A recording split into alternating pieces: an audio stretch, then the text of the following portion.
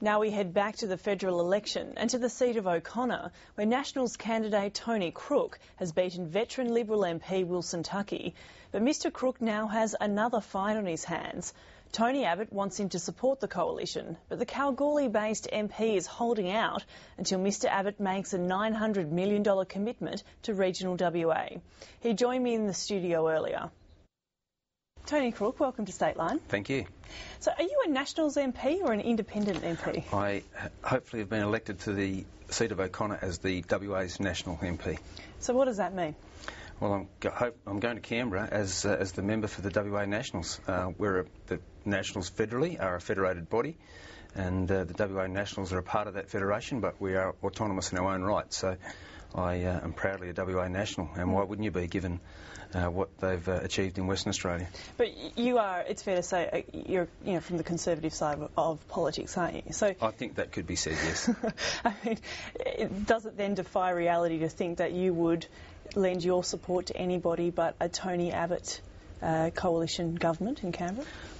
Look, right through the whole campaign, we stated quite clearly that we wanted a fairer deal for Western Australia, and the WA Nationals do it differently. And we were more than prepared to broker a deal for whoever was going to deliver the best to Western Australia. Now, if that meant dealing Labor, well, it would be foolish of me not to do the best for my electorate when I'd said that right through the campaign.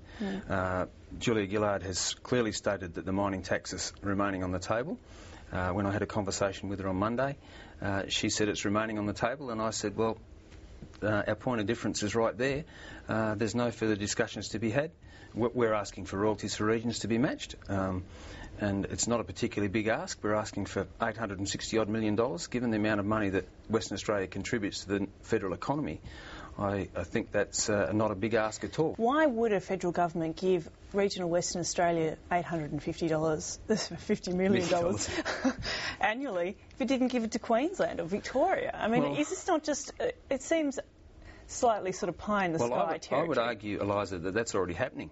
There's major infrastructure projects in the east that are happening. OK, but let's look at the specifics. Are you saying $900 million is your final offer, or the equivalent money?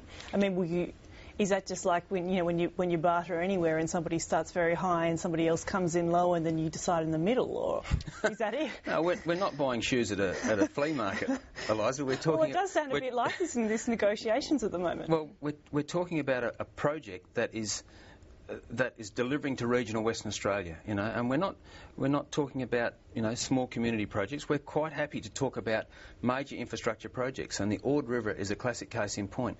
Royalties for regions money and federal money went into that project in a fantastic project for the Ord. I mean, we all know that there's a lot of money that could be spent and a lot of projects in Western Australia, but are you not going to give your support? Have you ruled out support for the coalition if this money doesn't come? Not at all. I haven't ruled anything out yet. We need to, there's at the minute there's three choices as I see it, and I've said I won't sit inside the coalition or with the Nationals if that's what it takes to deliver for Western Australia, or alternatively to sit on the crossbenches where we hope for a hung parliament to be in this position, and it's come off. They need my support.